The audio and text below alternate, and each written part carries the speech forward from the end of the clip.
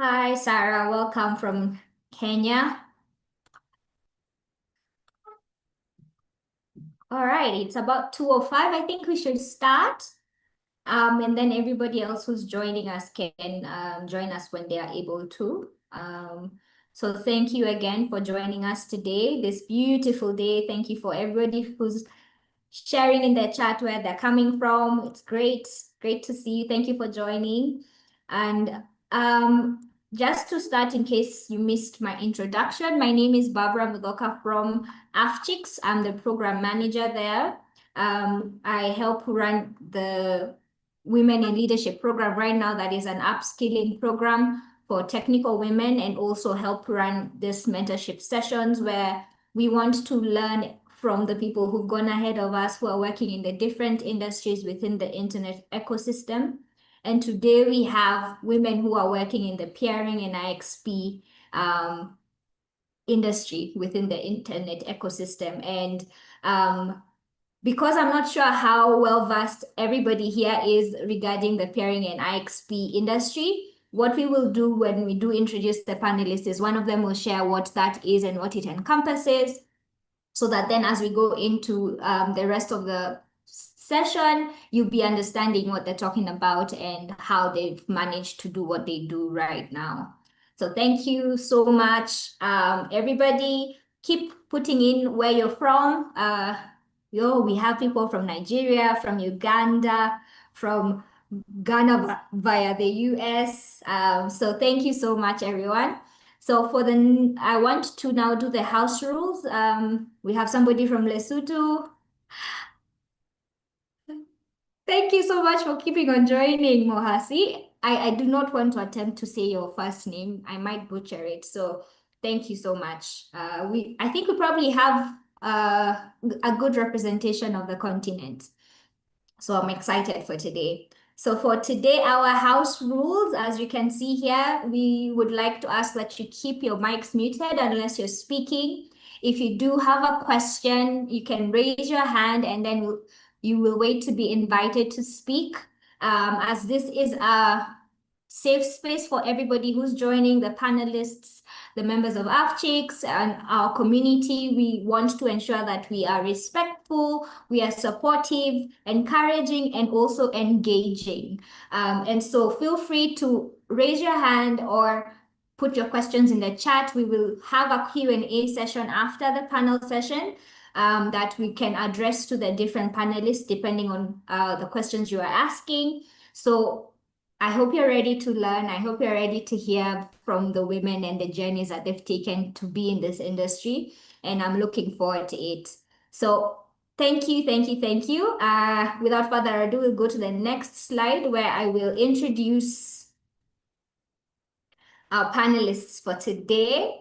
So for this part, you will allow me to read word for word their bios. I do not want to not put what they want me to say and what we found out about them.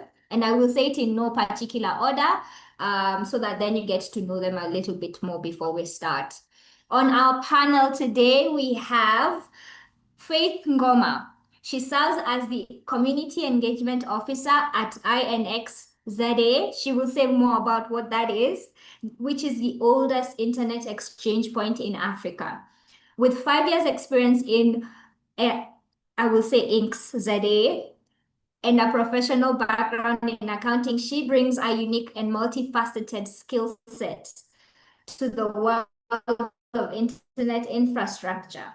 Faith is also a very dedicated volunteer with Zanog and Safnog, two of South Africa's premier network operator communities, where she continues to play a vital role in supporting the growth of that regional digital ecosystem. The other panelist is Esther Kobena. She is a telecommunications and digital infrastructure veteran with over 15 years of the industry experience.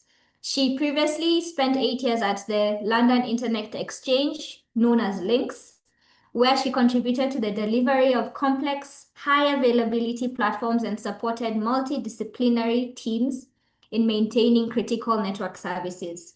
Currently, Esther serves as the co-chair of the program committee for the African Peering and Interconnection Forum, also known as AFPIF.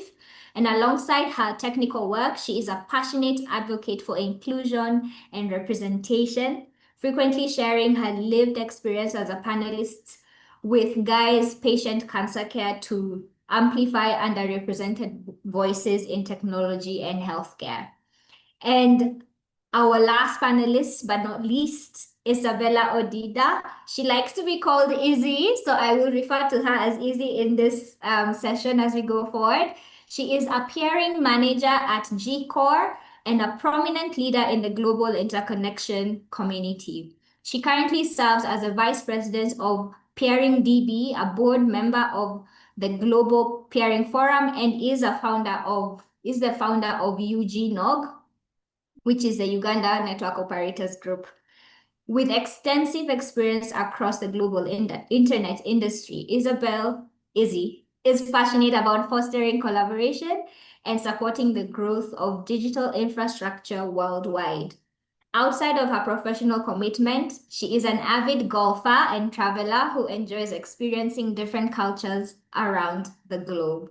So let's put our virtual hands together for our panelists today. Welcome, welcome. Thank you so much for saying yes to this session, and we look forward to hearing more from you. As you can see, you will see that they have turned on their cameras, and you will see their lovely, lovely faces. So we can move on to the next slide, Jacqueline. So I want to start out by asking Esther to describe to us those who do not have an idea on what peering and exchange is, internet exchange points are, to first describe that for us and the audience. Okay, no problem.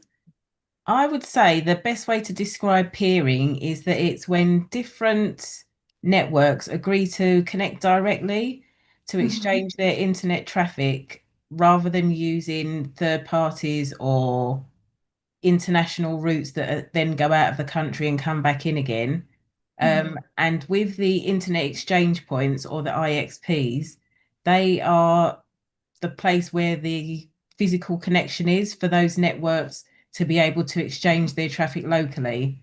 So, for an example, if someone was based in Ghana and they were accessing content that was hosted by another network that was in Ghana, if they were to peer together through an IXP, they would be able to exchange their traffic and it would remain within Ghana. So it wouldn't go out to the US back again, cost money, cause latency. So it basically helps to improve the speed and performance, reduce latency, lower connectivity costs, improve the resilience, and strengthen the local infrastructure because we're keeping everything within wherever the country is. And I think that the IXPs play a very important role to build a faster, more reliable, and affordable internet ecosystem, especially in places such as Africa and the more developing regions. All right. So I wanted to now move to the next question that each of you will answer. Thank you, Jacqueline. Somebody else has to handle my presentation because I'm not able to, I'm moving between screens. So we can ask Izzy first. It can go Izzy, then Faith, and then Esther. Back to Esther. What inspired you to pursue a career in peering, IXPs, and the internet infrastructure? And what is something you wish you had known when starting out?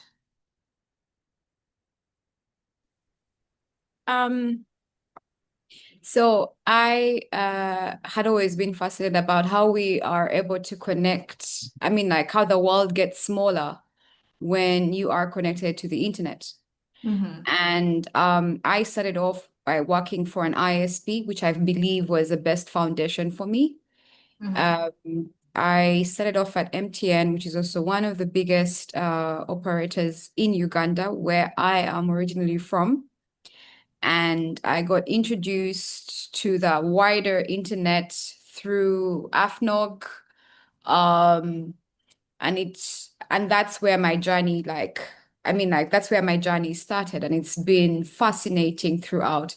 And now I'm happy to, so in the past, I worked with the likes of people like me, the content providers. I work for G-Core, which is a content provider. So we install their cache servers in our networks, and now I'm doing the other way around. Now I'm getting in touch with the operators and internet exchanges to have our cache servers installed in their networks.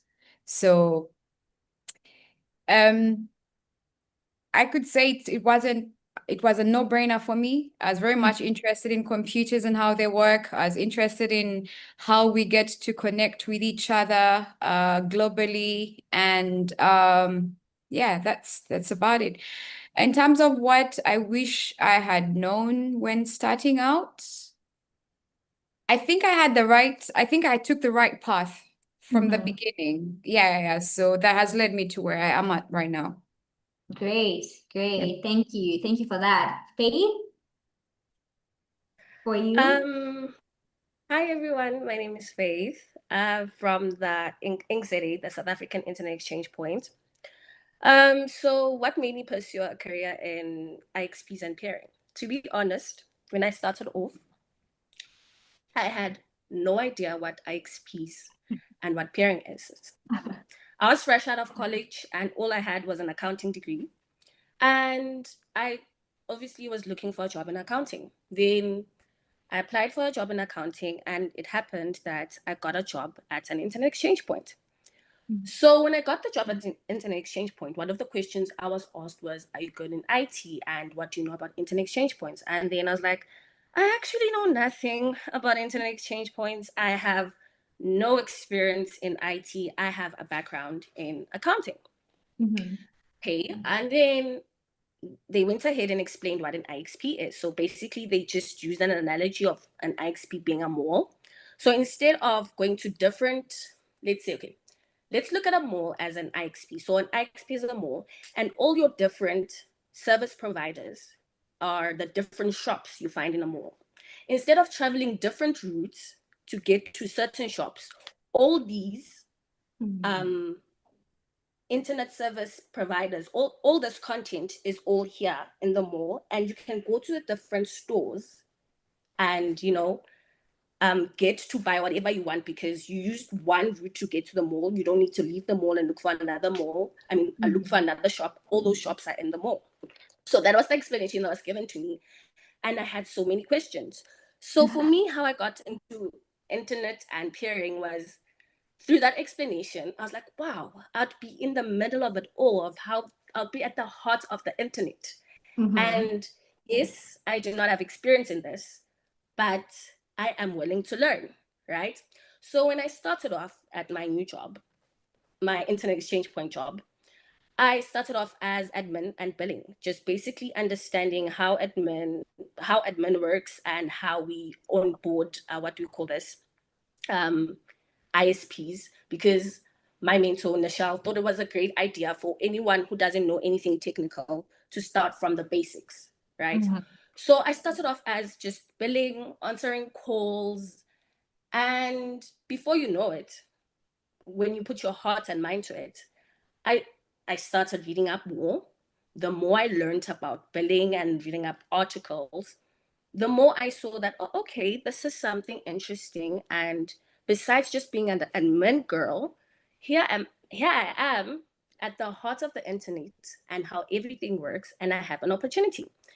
So that's how I actually got into peering and IXPs. I had no idea what an IXP was or what people at IXPs do.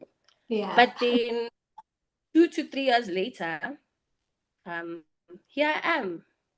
I now know what data centers, IXPs do, how infrastructure works, how people exchange traffic. So yeah, what's something I wish I knew, had known before starting out?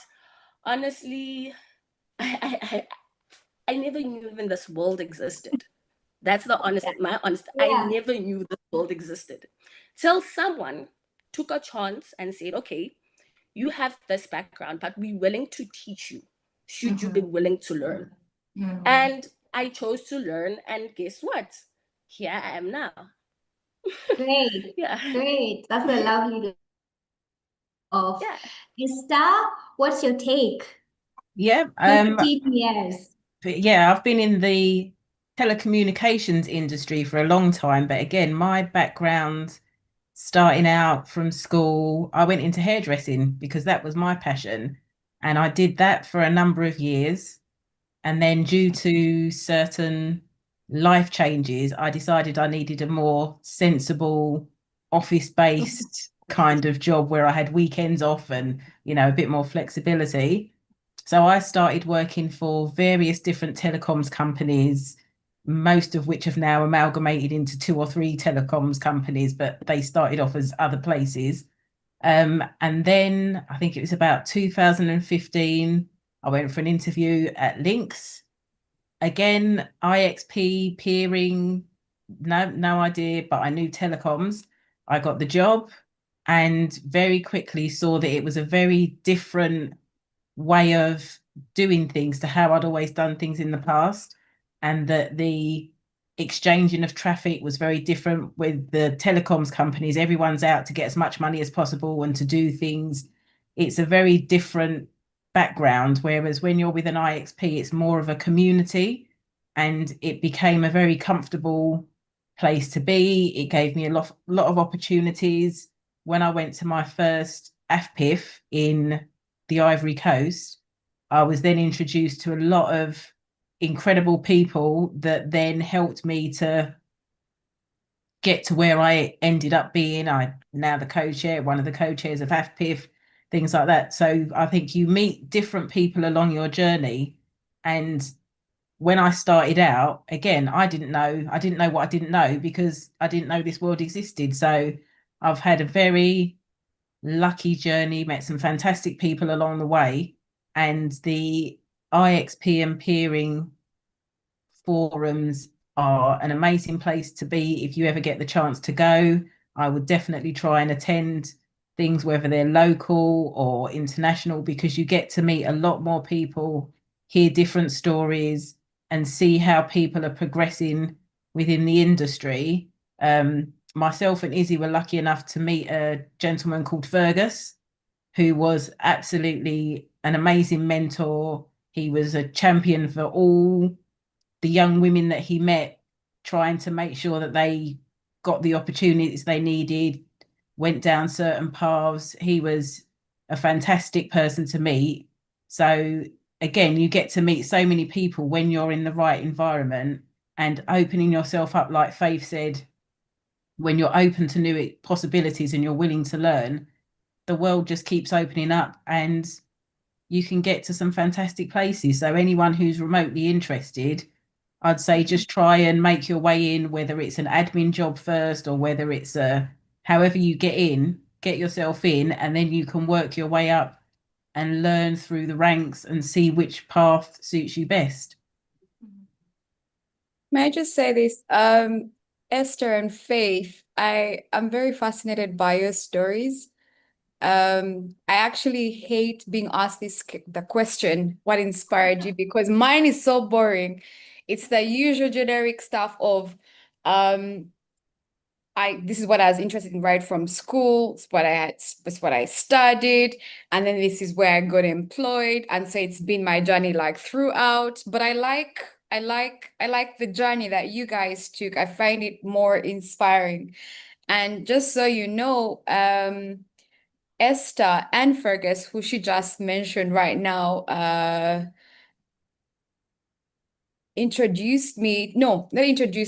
came and asked me if I wanted to be part of the Peering Forum, the Africa Peering Forum program committee. So like she said, we get to meet so many people that inspire us, people that believe in us, because I think that was the very first meeting I had attended with Esther there. I had attended in the past, but I hadn't got to know her until that very first meeting when Fergus walked up to me and said, Esther and I were having a discussion and we wanted to know if you'd be interested in joining the program committee for AFPIF. And I was like, oh, wow.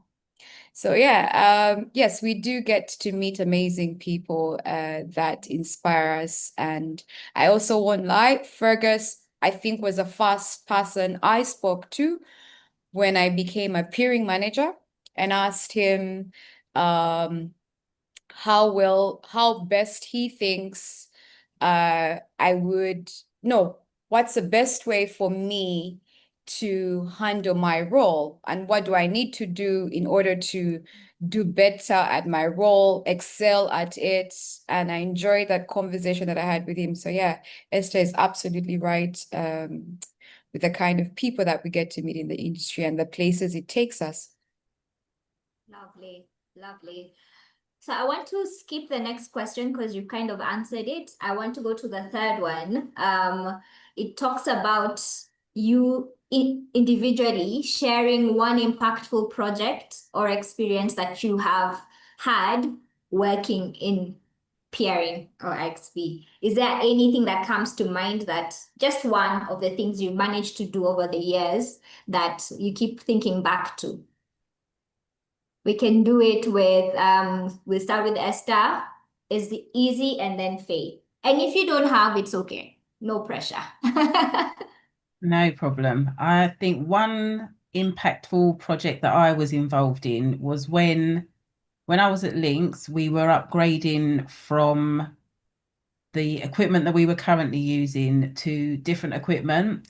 And for a lot of these big changes, there were proof of concept that we had to do with the companies that we were working with.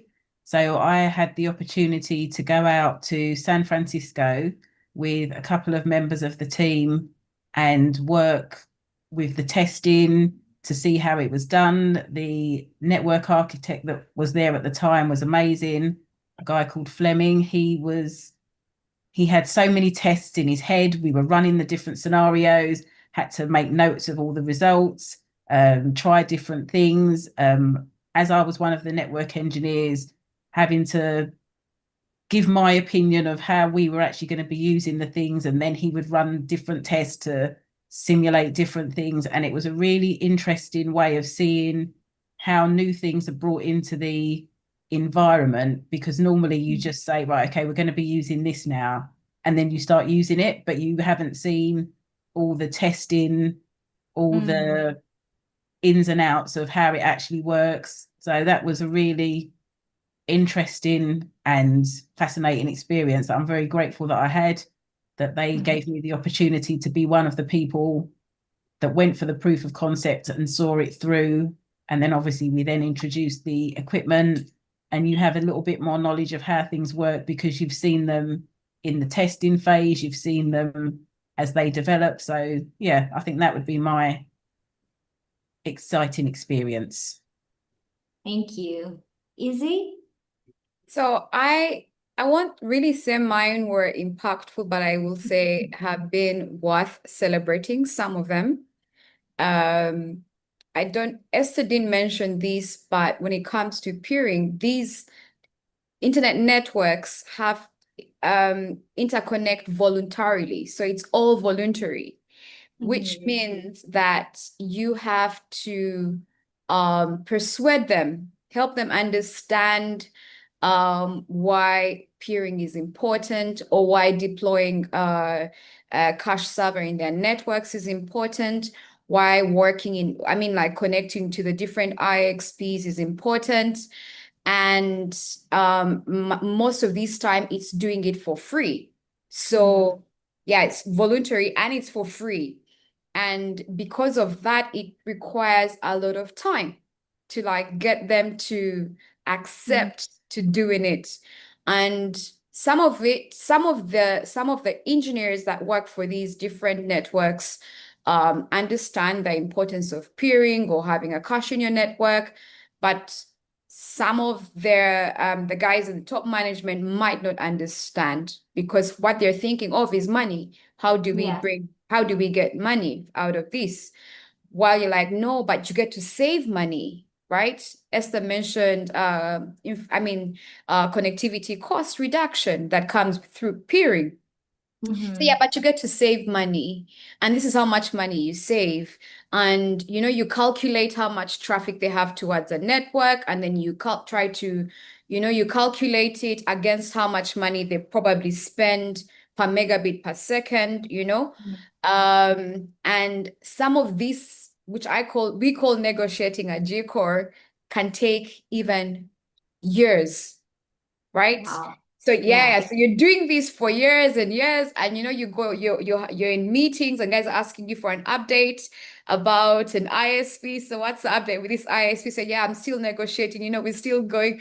And then you're like, yeah, I don't know if guys want to hear this. Like you sound like a broken record every time they ask you about your connectivity with this ISP.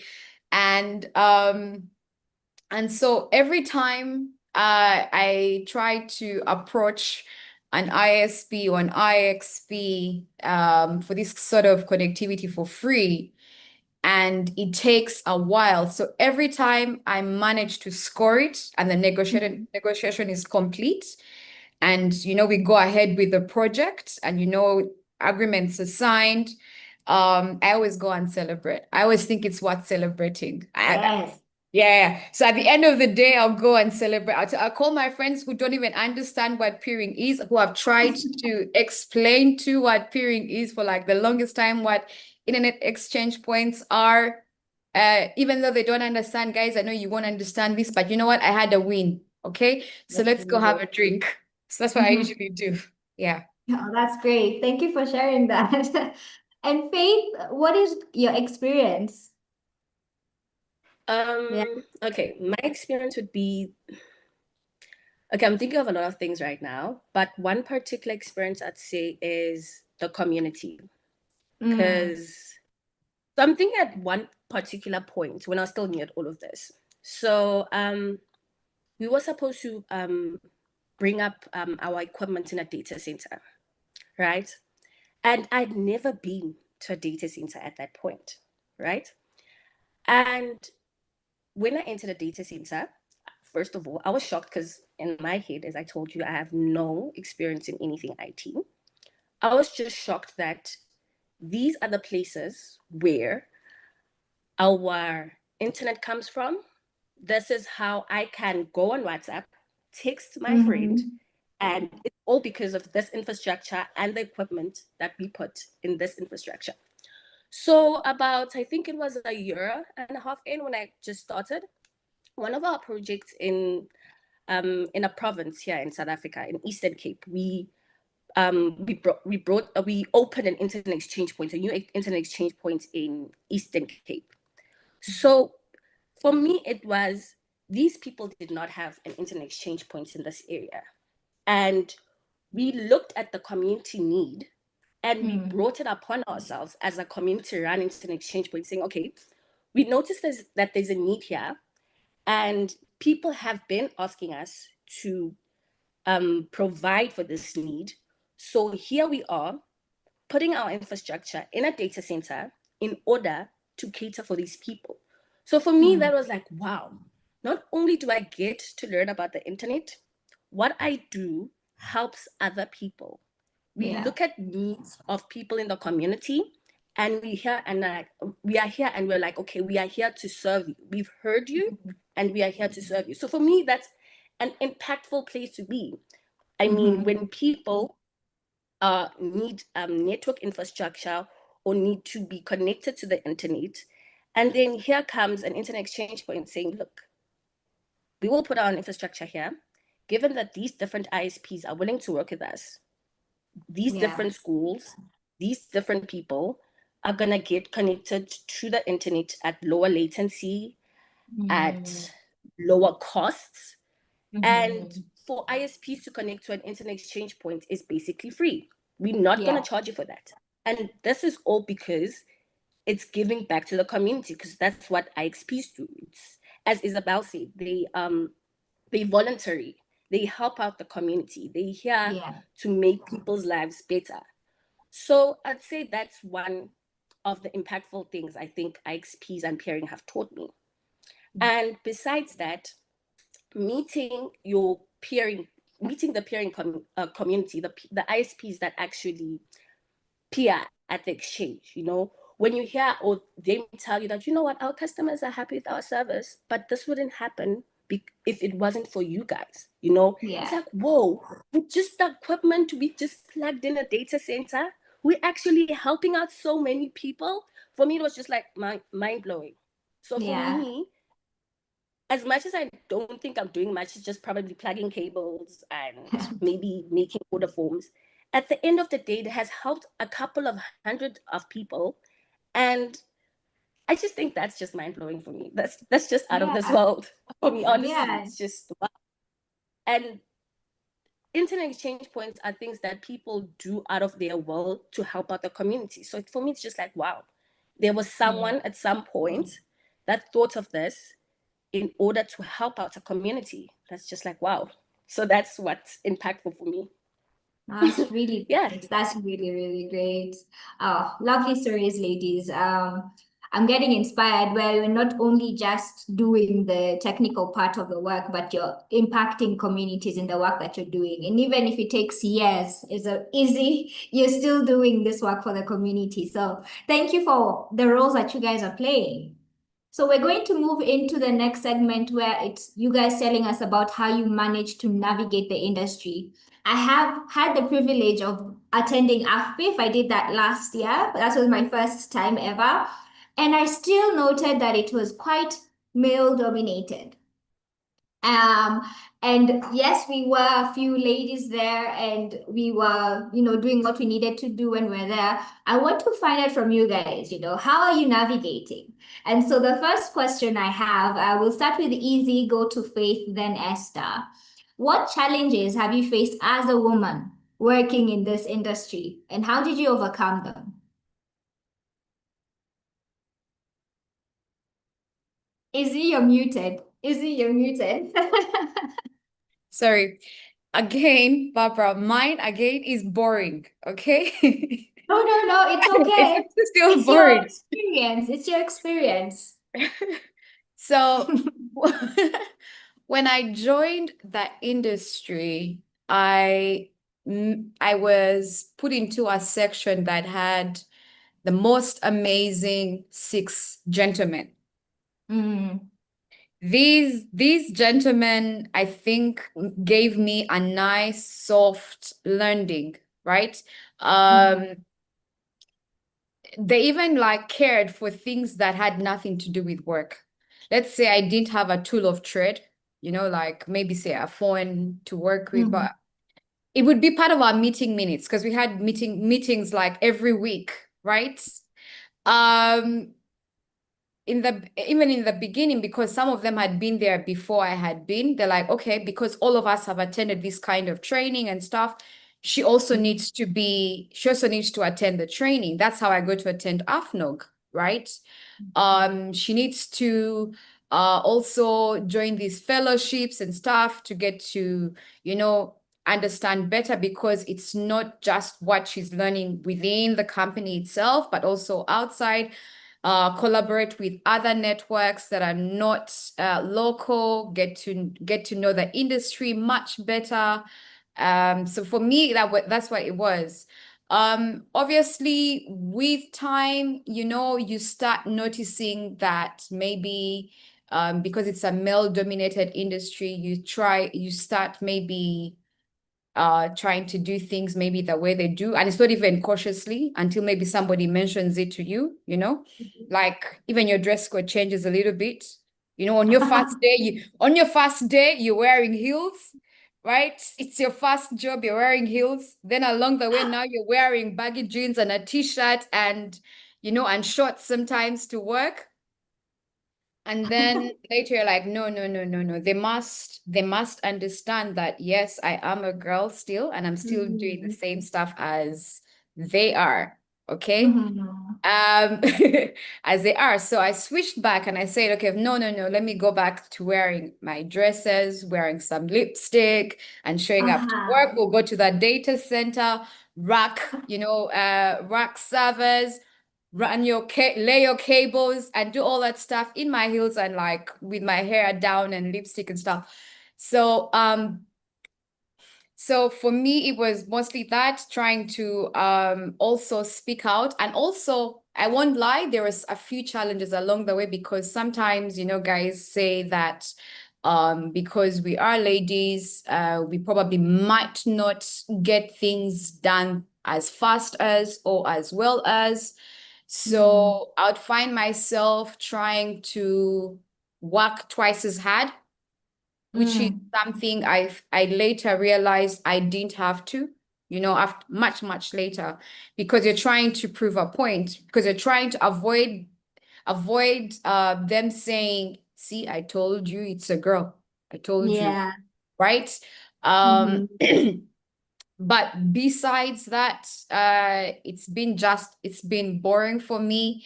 But another thing I also made sure I did is make friends with the ladies that are in the industry. Right? I made sure I made friends with the ladies that are in the industry. It didn't matter if we're in the same country, or if we're in the same continent. I made sure we made friends, we stayed friends, we share challenges with each other, encourage each other. If something's coming up, let each other know. If there's a job opportunity, let each other know. We became good friends, and we help each other a lot. So I would say it's always good to meet the other ladies in the industry and learn from each other, help each other, support each other. And sometimes, there are also some guys who are willing and happy to assist, the likes of Fergus. And I think even at my current job, I'm very glad that I have never ever had to feel like a minority working there. I've been fully accepted, not only as a woman, but also, as a Black woman too, It's been good. The guys, I think some guys are evolving, or maybe I could say woke. Some guys are now woke. So yeah. Great, thank you. Faith?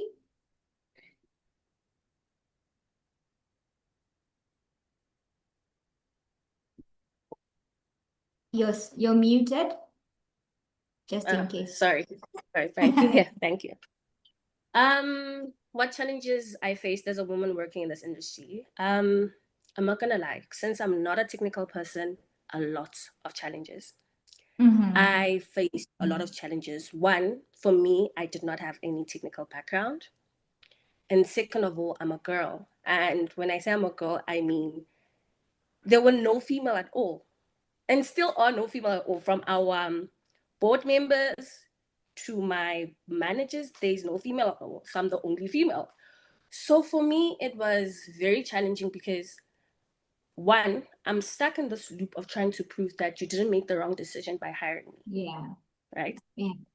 And then I also have something to prove to myself, that as much as I do not know anything about this, I want to learn. And I found out that I was supposed to give myself grace and allow myself to learn slowly, because at that point I wanted to learn everything so quickly, because I'm in a room of people that have 15 years experience, and now I'm sitting in a room of these people and I have no experience at all, and I know nothing technical, and I'm a female. So for me, that's just intimidating as is.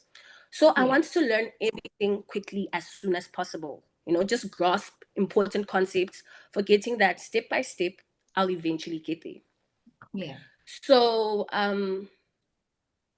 I learned that I should give myself grace and give myself time, but not time to the point where I'm procrastinating, but enough time for me to learn what the industry needs and how I can apply the set of skills I have to the task I'm being given, and how I can grow myself better in those tasks. I'm not gonna lie, it was very difficult. I'm not gonna lie, it was very difficult. But another thing that actually helped me was my manager, Nichelle. He was kind enough to, whenever I didn't understand anything technical, he would simplify for me in terms of understand. So he always makes fun of me because I'm always on Instagram. I'm an Instagrammy girl. So he'd use little examples like, on Instagram, when you go and do X, Y, and Z, this is how you would, So I'm grateful for that. And I'm grateful for him and the team obviously helping me, because if it wasn't for them, I'm not gonna lie, I was gonna just be drowned in a lot of all of this and not understand anything. But because of them, I've learned that I should give myself grace and give myself time, and after all, understand that these people didn't get to where they were just overnight. It took them time. As I mentioned in the beginning, these people have been in this industry 15 years, 20 years, and I can't just expect to grasp everything in the first year or two. So just giving myself grace and time to learn and understand, and I will eventually get there. So that's my take on it. Yeah, no, thank you for reminding me about the grace part. I think we often put our heads down and we're like, we've got to work, we've got to make sure we don't let the ball drop and forget to give ourselves grace to understand and to go through the processes that we need to go through. And Esther, did you go through any challenges? I would say the main challenges that I faced as being one of few women in the technical side of the industry was with the basic things. Like if I had to go to site to work overnight or to, change something in the middle of the night, the data centers aren't really set up for women. A lot of the time, the toilets are horrific. They're either mixed or they don't have women's toilets, or if they do have women's toilets, the men use those because there are no women. So just little basic things like that I found quite challenging, rather than actual obstacles at work or with my peers, or that was all fine, but it was just the logistics of the going to places physically and being in an environment where they're not set up to accommodate women, which is strange, but obviously it's getting better now. And now in the data centers, a lot of the time, especially the newer data centers, they do have male and female toilets. The toilets are generally used by who should be using them and things like that. But yeah, I think those are my main challenges, were just the inability to be able to do your basic things, like go for a quick wee when you finish changing the line card before you do your 2-hour journey home, because it was just not an option. So just those are my main challenges. My team, my manager within the networking team was actually a lady herself. And she wasn't going to site anymore, but she had been doing that for years. So she was very familiar with how it was all set up. Going to the data centers at night is very safe because obviously they're all secure environments. So even though they may not be expecting a lady to turn up, if you do turn up, they're more than gracious to have you there. But yeah, I think it was just those little basic needs that were not met, but they are improving as time goes on. So hopefully any ladies now that end up going to data centers will find the facilities a lot more amenable. Yeah, you guys walked so that we could run. So thank you for that. I want to go to the next question, which you guys have mostly touched on. And the question would be, what has helped you progress the most in your career? Is it mentorship? Is it community? Is it self-advocacy? Is it opportunity that came around that you said yes to? Is it all? Is it two of those? Be very interested to hear. So we can go in the backward way where Esther and then Izzy, then Faith can answer. Okay, for me, I would say it was a combination of all of them. Mentorship again, as I mentioned before, Fergus, who didn't work for the same company that I did, but was an amazing mentor and definitely helped to steer everybody in the right direction that he came across. The internet community, when I started going to different events, whether they were local or international, it was really nice to actually see people that you may have interacted with via email or something, but to put a face to the name, to actually be able to speak with them, build a relationship. And then when you do have to go back to dealing with them remotely, it's a lot easier if you think, oh, I know Faith who works at this company, let me just send her a quick email. And even if she's not the one who can help you, then she'll say, oh no, that's, it's not me, it's Sarah who can help you, let me connect you with her. And it just makes things a lot smoother. And as for self-advocacy, I think you always have to advocate for yourself. If you don't believe in yourself and you don't champion yourself, you're never going to get to where you need to get to. So you really do need to take any opportunities that you see that you think are going to benefit you, advocate for yourself, use your community around you to support you and to find different ways.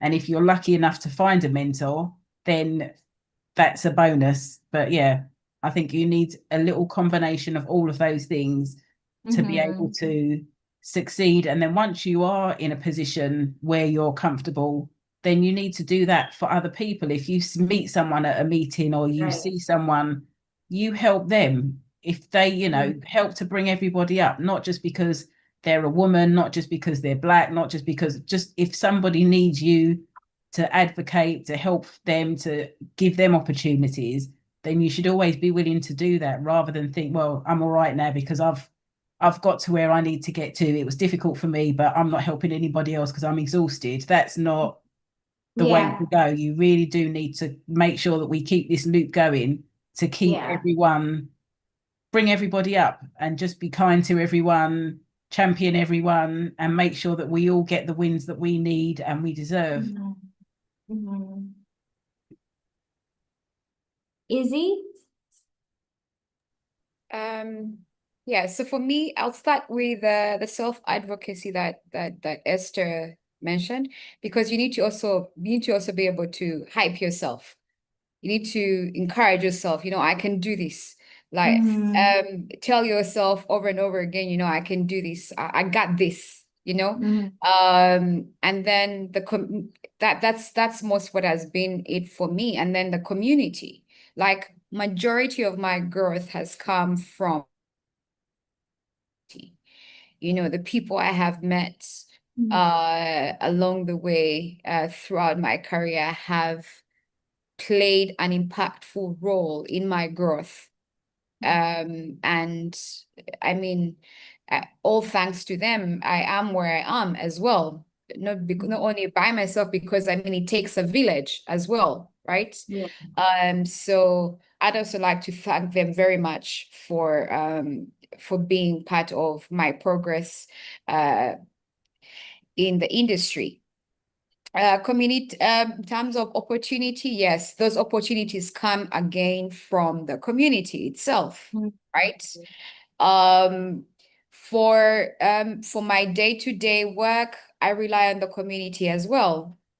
For places where my projects have worked very quickly, where we've started off and completion has been either quicker than expected, has been because I know somebody in the industry that I met in the community, right? Or maybe somebody I know in the community knows somebody at the network that I'm trying to pursue, right? So that all goes back to the community still. The opportunities coming from the community as well. In terms of mentorship, I believe it's very important. And whenever I find somebody that I look up to, if I can reach them, I will always ask them for some guidance, because at the end of the day, we all need guidance, and it doesn't hurt to ask for assistance, Yeah. And also, like Esther mentioned, if you are in position to help, please go out there. If you are in position to show yourself off so that people can learn from you, please go ahead and do it too. Let people learn from you. Don't hide yourself. I know so many people, once they've made it, they tend to hide and then let the ones that are coming behind them, figure it out for themselves. Yet we did not figure it out for ourselves. Majority of the time, we didn't figure it out for ourselves. We had assistance. So go out and assist. If you see somebody needs help, go and assist them. If you have an opportunity to speak like now, as Faith and Esther are doing here, say yes to the call. At the end of the day, it's also community too. You don't know how many women you're going to impact with your stories when you attend events like this. That's so true. That's so true. Faith?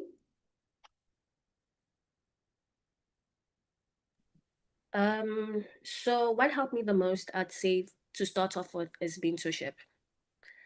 In the sense that mentorship kind of helped me ground myself, because remember, I didn't know anything. Yeah. But because they were patient with me and they helped me learn a lot, and they made it a safe space for when I asked any questions, because my boss has this thing that tells me there's no such thing as a stupid question. If you feel like asking, ask it, and we'll answer you best as we can, Community. I've also made friends, by the way, ladies. When I went to my first community event, so it happened to be Zanog, one of the community events where the ISPs come and meet up just for drinks, just to see what other ISPs are doing and what's new. When I met the community, I actually met a lot of wonderful people, right? By then, I did not know the jargon, like the technical terms that they used for certain words. So example, like dark fiber, I used to call it black fiber. To me, it made sense. But then you'd meet people, they'll be like, no, if you want to know more about this, here, sign up for these classes. You can go get your Cisco certificate in this place and that place.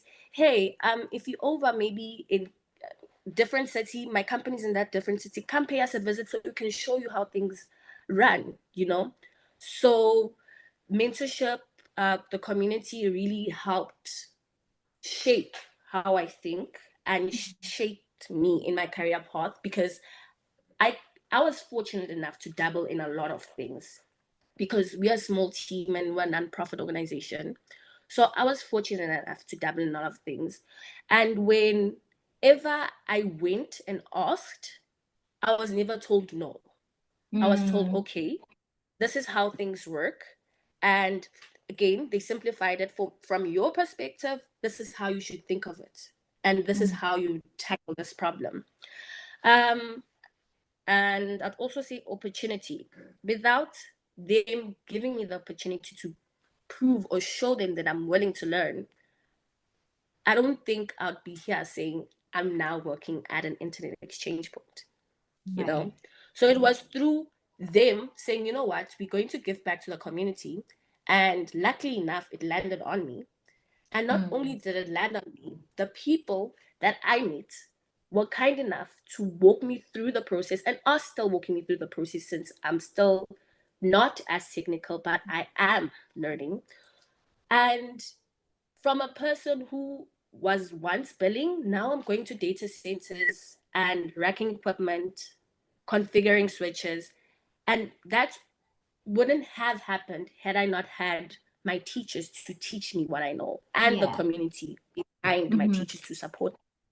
And self-advocacy, I guess, whenever there's something new, I'm always, okay, I want to know how this works. Why does it work this way? Choose me, Sadly, some stuff I'm not yet there, but luckily enough, I have mentors here. I have mentors that walk me through stuff and are patient to show me and teach me. But obviously, I also have to put in effort of wanting to learn and wanting to grow myself as an individual, you know. So yeah, that's me. Great. I really like this conversation because what I'm hearing is being active in the community that you're in and being able to not be afraid to ask when you don't know. And also hyping yourself up when you're afraid of, the task ahead of you, but still being able to push yourself to do it. It's all encompassing on how you can grow in the career that you're in. So thank you, ladies. I'm writing a lot and learning a lot. Sometimes you forget when you're doing something over and over that there's other things that you need to put into place, like even self-advocacy, which I find most women don't know how to do and to use. So it has to be like another push that we give ourselves to advocate, to stay in an active community, and to take up the opportunities that come our way. I want to move to the next segment, which is more about support, the support systems. And because you've spoken most about it, I want to skip to the last question of this section because you've answered the rest in terms of the people who've been your support system within the industry. And the question is, we've talked a lot about the work that you're doing and the different communities that you're part of within the industry. How have you balanced your career growth with personal responsibility and life outside work? Is there any such thing as work-life balance? How have you handled that? We can do Easy, Faith, and then Esther. Yes, there is work-life balance, and you have to be able to figure it out. You need to be able to like make it work. Because you wake up one day and you're lonely, right? You by yourself. Or let's say you work so hard and you have maybe nobody to celebrate it with, or you're not able to celebrate it yourself, right? Then what are you working for, right? Besides working because we are passionate about something, you're also working to be able to earn a living. But that living is your personal life. That living is, so you need to be able to figure it out because it's there, it exists, right? Learn how to work smart. So I know we work in very high-paced, challenging environments, but where there is a will, there is a way. You can't say that you can't make time to for yourself or for your responsibilities at home, or make time for your families, right? So it's up to you to know that there is a need for it and make it work, because it can work.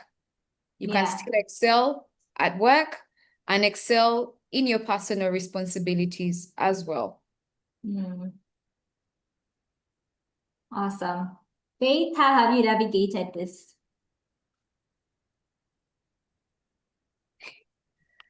How I've navigated this. I've tried not to, honestly, I've tried not to mix the two, because when you're at work and you're frustrated with work, it's not something you want to take home and also be frustrated at home with. So since I'm still learning and still new at all of this, I've recently learned that what happens at work stays at work. When you come at home, that's your unwinding and safe space. How has it the balance? The balance, I'm really not sure, because I'm just still in the middle of it. But then I think there is where you can balance your work life and personal life, where you do not deprive yourself from meeting up with friends, or you do not let your personal life disturb your work life, because these things need to be kept separate. I'm sorry, I'm just thinking about a lot of things right now, because I'm this one person, right, that goes to this one job, but at the same time, I also need to maintain my personal relationships at home, outside of work. At times, sometimes work can consume you so much to the point where you do not understand that you're neglecting these other things. Then at Yeah. times, these personal responsibilities that you have at home can mentally disturb your progress or your, how do you call this, your effectiveness at work. So just trying to block out work stuff from home stuff, I think that's the best balance anyone can have. So when you're at work, you are at work. Do not think about a lot, just be at work. And when you're at home, be at home. That's how I can best describe it in this moment in time. I cannot think of a better way I can put this or Yeah, word I think this, that's, you know. yeah, no, I think that works. That's I think what we did every day, having to constantly choose one over the other or choose both at some point, or just decide to be at work when you're at work, be at home when you're at home. I think it's one of those a day at a time type of situations, but remembering that both are important and have, you need to take time for each of those, because you are not only a worker, somebody who goes to work, you're so many things. And we as humans, we encompass so many beautiful things, and we're just not the one person who goes to work. So making time for all those other things that we are, like Izzy said, make time, or else you probably end up losing yourself. And like you said, if you're at work, work. If you're at home, be at home. Yeah. Esther, what are your thoughts on this discussion?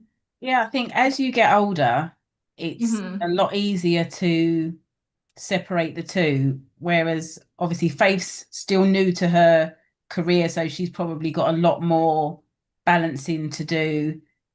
Izzy's still young, so she's, she can still balance, but as you get older, you get the hang of it, and you know that your work is your work and it's not the be all and end all. But when you're there, you put your all into it, and your home life is your home life. And when you're at home, again, none of my friends or family ever knew what I did at work. They don't understand. I didn't, you try to explain it once, you try to explain it twice, you stop explaining, you're at work.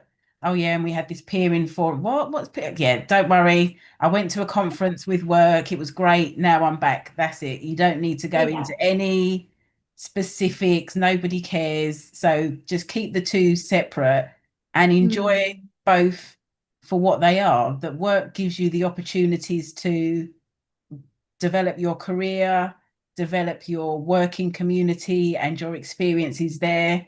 And outside work gives you the experience and the freedom to be your outside self, your authentic self, the self that doesn't need to worry about what other people are thinking, how you're being perceived, because you're with your people. So just try to keep the two separate, but make sure you remember that both are equally important. And what happens at work, if something terrible happens at work, generally it's not that bad, because it's no one's died. It's, it's a terrible situation, something didn't work out, but it's not the end of the world. If something terrible happens at home and you miss it because you were working, the chances are that is going to be more detrimental and something that's going to plague you for a lot longer. So you need to put things into perspective, but remember, both are important, but they are very easy just to keep separate, and you try not to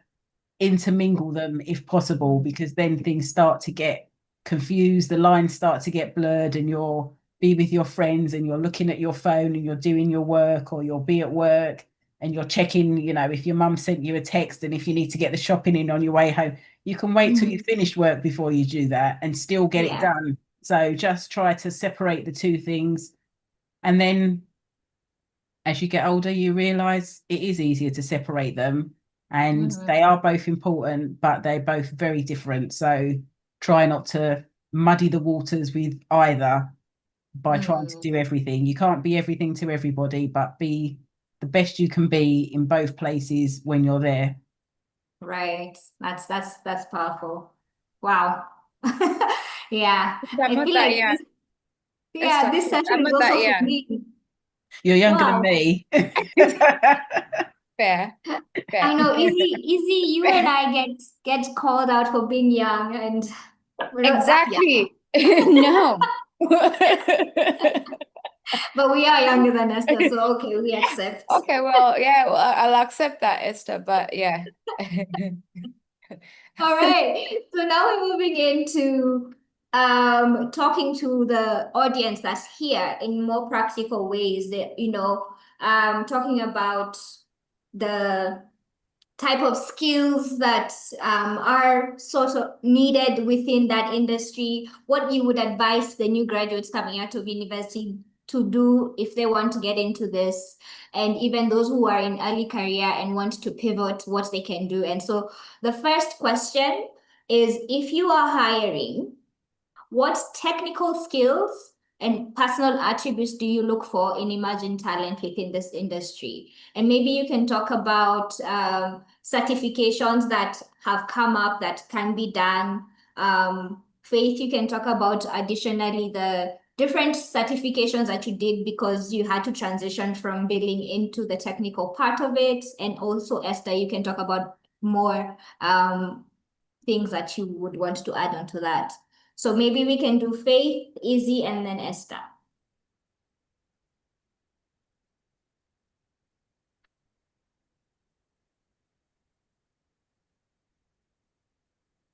Did we lose Faith?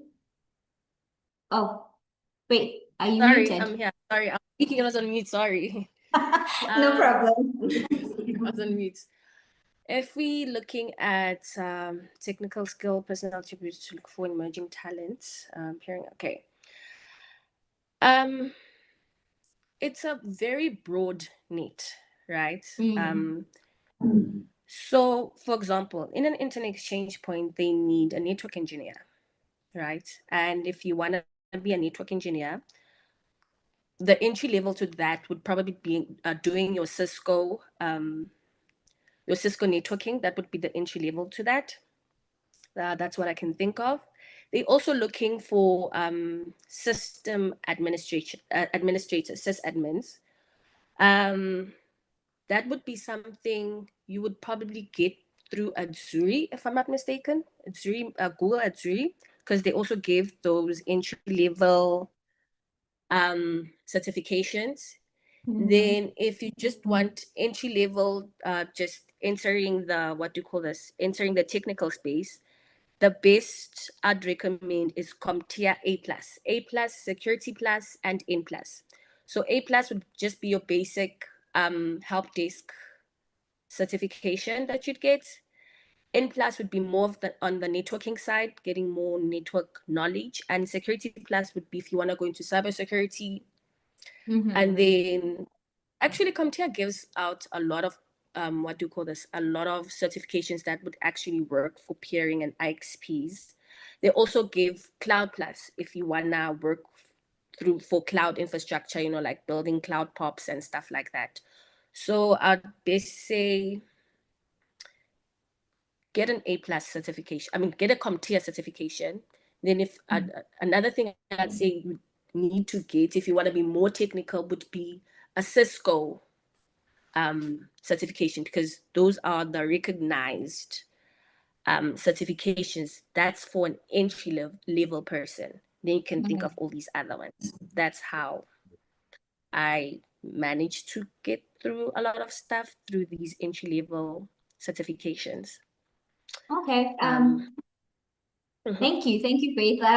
Please, can you put the suggestions you've talked about in the chat, just so we can be able to capture that. Thank you, Isabella. I'm also just learning about those certifications, I didn't know about them because for me, most of mine came from on-the-job learning. But if you are interested, it doesn't hurt to go and look for an internship. And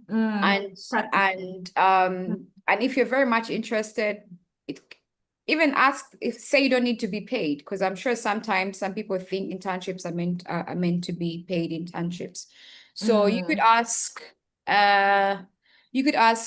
companies, the different networks, if they are looking for any interns.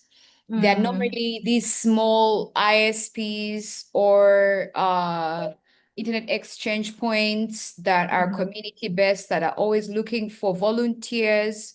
You can always go and approach them because they normally will need as much manpower as they can get. I mean, resources as they can get. And if it's free resources, then why not, right? Yeah. So Yeah. they're always willing to have people come and assist. Those are some of the best places to learn from. And also the good thing about these small networks and internet exchanges is they allow you to get your hands dirty. While the large companies might not want you to touch their stuff, they touch their infrastructure. So they might just like expose you only to maybe like the stuff that you have to do over graphical interface, user interface.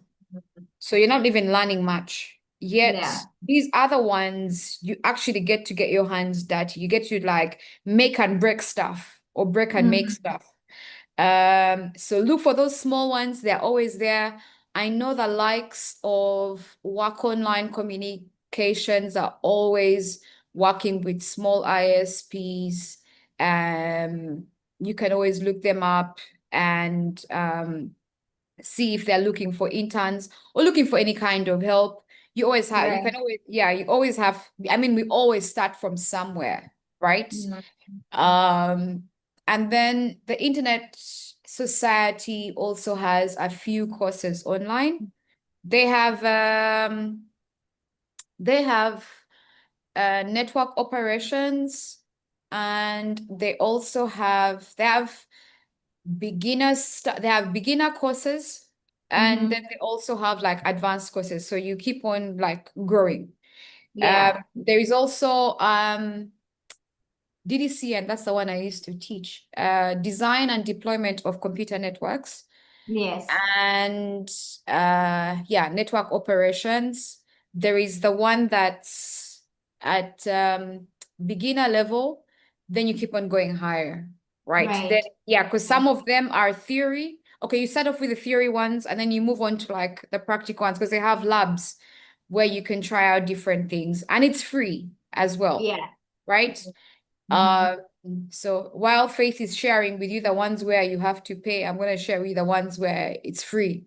In fact, ISOC and AFCHICS are in partnership to offer those specific that's courses great. we're talking about. So whoever wants to be able to start, you can reach out to us. We'll have a few QR codes at the end to introduce you to them. So yeah, please also continue writing more. Yeah. More Oh yeah. them. And AFBIF, for AFBIF, ISOC usually provides fellowships for people to attend. I think that's a good place for I mean, if you're looking at what the industry is all about, the different technologies within the industry, the kind of people within the industry, the different networks in the industry. And I think because it's a guided fellowship, there is so much to learn from it as well.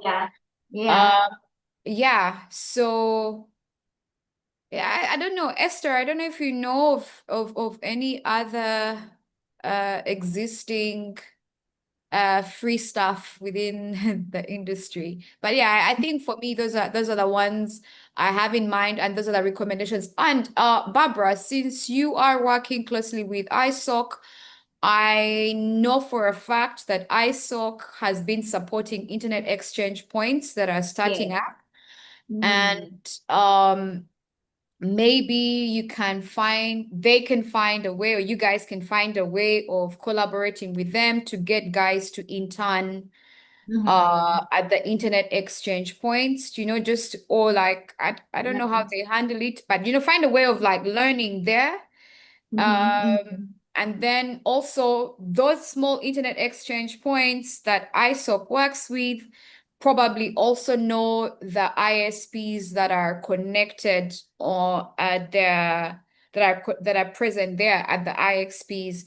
that are, and probably ask them, you know, if you can take in like maybe one or two people that are interested in turning with you and get to learn. They're willing to do it for free. I mean, well, I don't know if they're willing to do it for free, but I mean, something's got to give, right? You're going to learn something. Yeah. So yeah. Because I Great, know thank so many you. people who haven't had to go and do certifications and got to learn a lot. Yeah, great. And any personal attributes you would want the graduates and early career in terms of, you know, teamwork, the things that are specific to you that you've noticed across, you know, your career that would be of benefit? Positive attitude. I mean, just have a positive attitude, right? Be willing to learn always. Yeah. I would also say maybe be a go-getter and be daring. I think I've always said I wish we were more daring, as daring as men are. Be daring. Yeah. Have a daring attitude, you know, and be very positive. If it's something you want, remember it's on you to make it work, right? It's on you. So just be positive, have a daring attitude, be willing to learn, and what? Don't be shy. Don't be shy. Don't be shy. Try not to be shy, and be open to asking questions. Have an inquisitive, make yourself, if you're not inquisitive, make yourself inquisitive. I think Faith was inquisitive, right? And that's where she's and that's how she's grown, right? So be inquisitive, be an inquisitive person. Ask as many questions as you can. No question is stupid. Yeah, I agree with you on that. Esther? Yeah, I would say for certifications, again, as Faith mentioned, the Cisco ones are always very good. With links, they actually do their own accreditations. So once you work there, they send you off for their own testing and you can get up to their level 3 certification. And they're similar-ish to the Cisco, but they're more specific to links and what they do. So they're very good. And I believe actually for one Women in Tech Connect, we gave some free courses to a couple of winners of the competition that was run.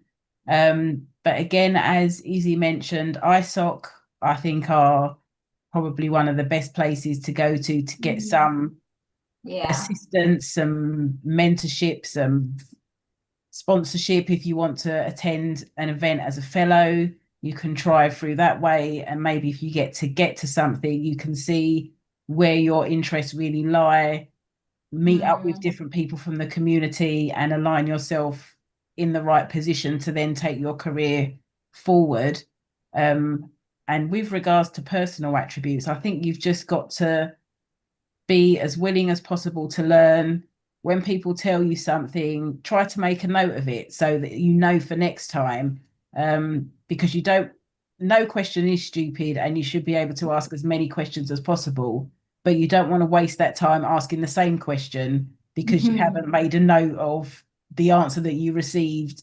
So you've now forgotten it. So you've got to keep asking. So try and make a note of the information that you're getting. So then you have a larger picture of what you need so you can develop yourself when those people aren't around. And again, just be personable, be inquisitive, and just be prepared to fail, because you're not going to excel at everything the first time. But if you fail, be prepared to try again, because then you will succeed. You need to keep on going and not expect to be the best at everything the first time you do it. There's no shame in failure. It's just an opportunity to grow and learn and do it better the next time. So just have the faith in yourself to keep going, even when you don't think it's going as quickly as it should be or as well as it should be. It's going as it should be, because everyone's development journey is different. So just pace yourself and enjoy the journey as you grow and develop. Ask questions to people, ask as many people as possible, make notes of whatever information that you're given, so you can take a look when you're going to bed. You can have a quick look at the notes and think, okay, yeah, no, next time I'll know this, this, and this. So then tomorrow when you wake up, you've got a few extra skills in the back of your mind. So when you get to work or get to your internship, you can try those out.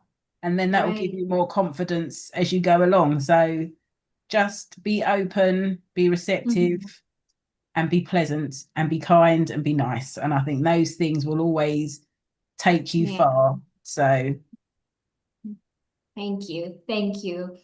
As we're coming towards the end of the session, I want to ask this next question. What excites you most about the opportunities you see emerging for women in this industry and the role they will play in shaping it? What are you guys seeing in your industry? And what is exciting you about the opportunities that are coming up? So we can have Esther, Izzy, and then Faith to answer. okay, I think within the industry now, the opportunities for women are just the same as the opportunities for men, if the women are willing to go for them.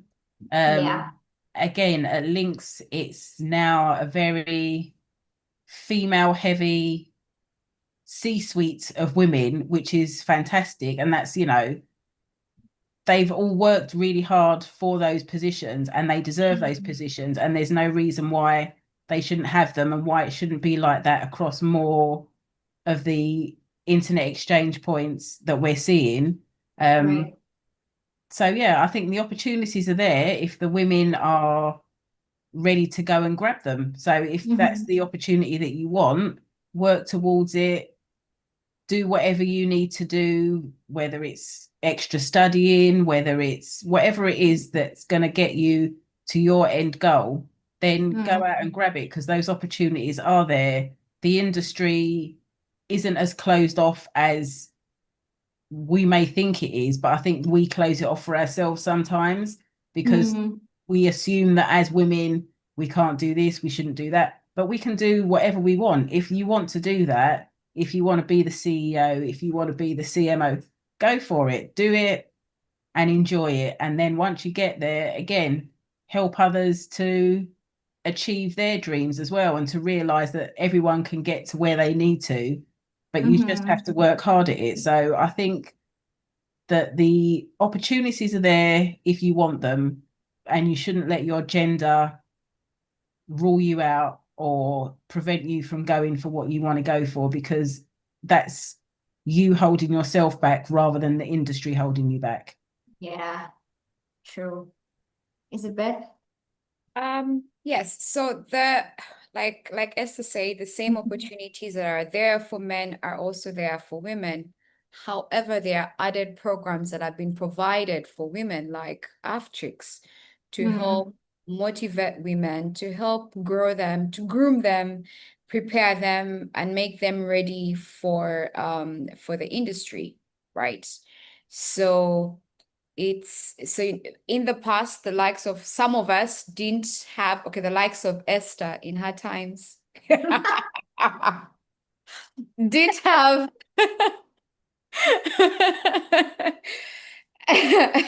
pun intended, Esther did not have did not have programs like this, right?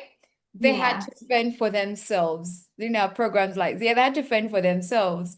But then, the rest of the youth, now have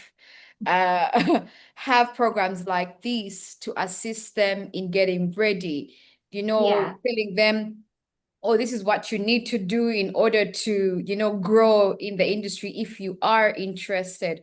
These are the places that you need to look up. We now have even much better internet infrastructure. We have a lot of platforms where people can get stuff. There's so many YouTubers sharing stuff on how to grow, or sharing different opportunities. Actually, I forgot to mention, Links sometimes has, I don't know why, Esther, you didn't mention this. They usually have some YouTube clips Yes, where they they're do. explaining different things. I think Nurani from Yep. Links has done one on what is peering or what is an internet exchange point, I think, right? Yep, they do a lot. Yeah, they do a lot of those. So on YouTube, you can always find those. Even the likes of Philip Smith explaining what peering is, what paid peering is, what private peering is, and all that. Yeah, so all those things are on Side Digressed. It's just that I didn't want to forget about it. Yeah, so you have so many programs. You even now have ChatGPT. ChatGPT can even show you how to get ready yourself for the industry, if you're not making use of AI, guys, if you're making use of ChatGPT, please make good use of it. Yeah. Don't 100% rely on it, because you also need to be able to not kill your creative, and your knowledge, your personal knowledge, but also make use of the likes of ChatGPT. Ask ChatGPT about ways in which you can improve yourself, ways in which you ask them as many questions. If you don't feel like approaching Esther or myself or Faith or Barbara, you can always go and ask ChatGPT, and you will get the information that you need, in order to make yourself ready for the different roles. And also, also get you ready for your interviews as well. The kind of questions to expect, the kind of questions you can also ask to make yourself seem clever, during the interview, you get all of that stuff there. Unfortunately, Esther didn't have that, but the likes some of us, like back in the day, but it's never too late, Esther. Yeah. So yeah, so you can make use of ChatGPT to make use of the internet, like there's a lot of stuff on the internet, and then make use of the people around you. And the good thing is some companies ask people to refer them ask people to refer people for opportunities in the industry. There's some companies have referral programs. So you're interested in something, and you have what it takes for that role. If you know somebody within that works for that organization, ask them to refer you, if it works out well and good. If it doesn't, maybe you try again, but you keep on trying and trying and trying. But yes, that's how things are now, which is good. Thank you. Thank you. Faith, do you have anything else to add onto this? Because I know Esther and Isabel may have said most of it. Do you have anything to add on this? All I can say is go out and look for the opportunity for yourself. Yeah. Sadly, sometimes the opportunity won't come knocking to you. But I have this philosophy in my head that says, if you try so much, there's something out there that will have to give eventually. Right? So believe in yourself, go out there, look for opportunity. Even when you feel tired and like you've exhausted everything in you, and you're like, you know what, I'm tired, I do not want to do this anymore. That's when you should push harder, because that's when you're going to be closer to something. Opportunity favors those who actually go around knocking. Yeah. So as Esther and Isabel said, we see a lot of women now in tech. So do not undermine yourself. Do not think you're not good enough. Go out, look for opportunity, and when the opportunity presents itself, show and prove yourself. That's all I have to add. Yeah. Thank you. That's sounding like the parting shot, which is the next segment. We have wrapped up our session today. And thank you, Faith, for that. I want to ask Isabel, Izzy, and Esther, and maybe Faith again. What would be your parting shots to everybody who's joined today? Be it within something to do within the industry of peering, or is it just about being a woman in tech? What would be your parting shot before we get into the Q&A? So, Faith, maybe you can say something, and then Izzy, then Esther. as we wrap up the session? I don't believe there's anything too big or too difficult to do. I feel like with time and patience, anything can be conquered. If you believe you can, you will definitely get what you're looking for. So that's what I believe. If you put in the work, you put in the effort, as I said previously, opportunity comes to those who actually go knocking. Push, look. Not everything is going to be given to you. You need to push, you need to look, and eventually something will have to give in. Someone somewhere will see your efforts and actually give you an opportunity. That's the best I can say. Yeah. Thank you. That's beautiful. Izzy? Mine is please be daring. Sky is the limit, you know. I know that's very cliche to say, but yeah, sky is the limit. It never gets old. That line never gets old. Please be very positive as well. I know most of the times when we are starting out, it's very easy to give up when things are not coming through, you know. You try one organization that you probably were very interested in, and maybe they don't get back to you, or maybe you are invited to an interview and it doesn't work out. Or maybe you're not even short. I mean, you're not even anywhere close to being shortlisted. You're like at the bottom. They receive your thing and it's like thrown in the bin.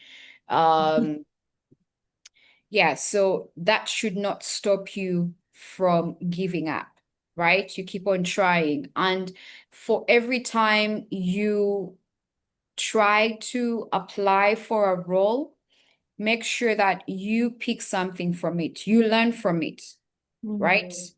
There were some times when I've been to an interview and maybe I've been asked something and I did not know the answer.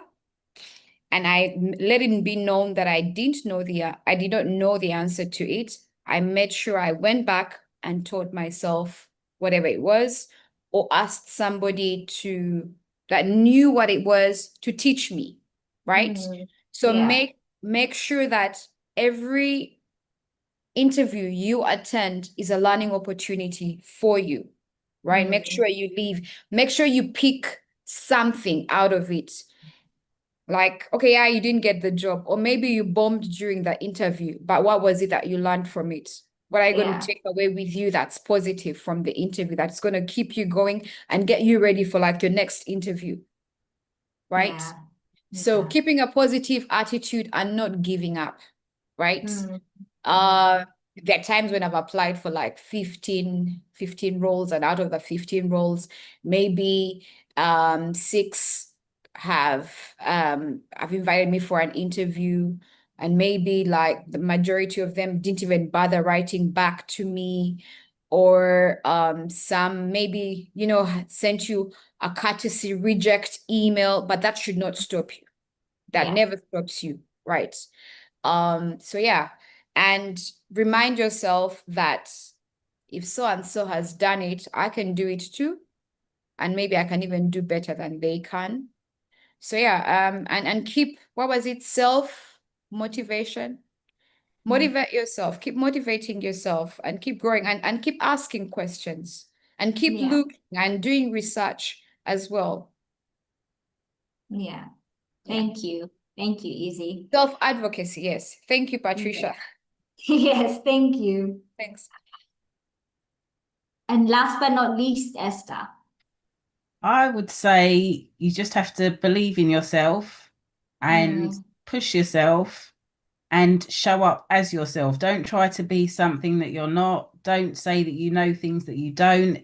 If you don't know something, whether it's an interview, whether it's part of your role, say that you don't know, but you want to learn. You're open to learning rather than trying to make up things and make yourself look silly. So just be true to yourself, be honest, be kind, and just don't give up. If you want something, go out and get it, because it's available for you just as it's available for everybody else. But make sure that you chart your path cleanly. Don't try and do things in an inappropriate way that are going to make you embarrassed to get to what you get to. Get there properly, do it the right way, go to the interviews, learn what you need to learn, speak to who you need to speak to.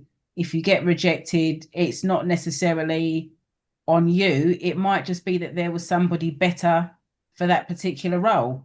So it doesn't mean there isn't a role out there for you. Just keep trying, keep showing up, keep being positive, and always do your best and be honest. And God willing, everything will work out for everybody and we'll all get to where we need to be. Right. Thank you. Thank you. Thank you. Thank you. Thank you so much. I'm every time I do these sessions, I always say, yeah, I'm going to ask these questions and I hope the audience learns, but I keep on getting surprised that I'm also learning and getting a number of tidbits here and there. So thank you. Thank you so much to you, Esther, to Izzy, and to Faith. I think we've learned a lot from your journeys, learned a lot from how you've put yourself out there and engage with your communities, engage with the mentors that have come your way, and to get you to where you are now. And this is not the end. You are continuing to thrive in the places that you're at. And so we're looking forward to even hearing more about how far you guys will have gone, stories and news stories about how you guys excel. So thank you so much for the time you've taken to speak to us and to share your journeys. We are absolutely grateful. So we've come to the point of the question and answer section. So I want to open this up to ladies here who joined us today. If you have any question, feel free to unmute yourself or raise your hand, and then we can put you in order of asking questions. And even if it's not a question, it's a thank you to the panelists, feel free to do that also. So this is your time to ask anything that might be burning, any follow-up question you might have for the panelists. Hi, Patricia, please go ahead.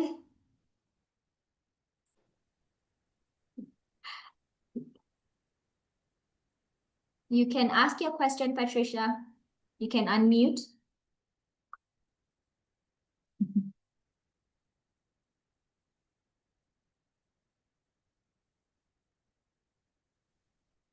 Patricia.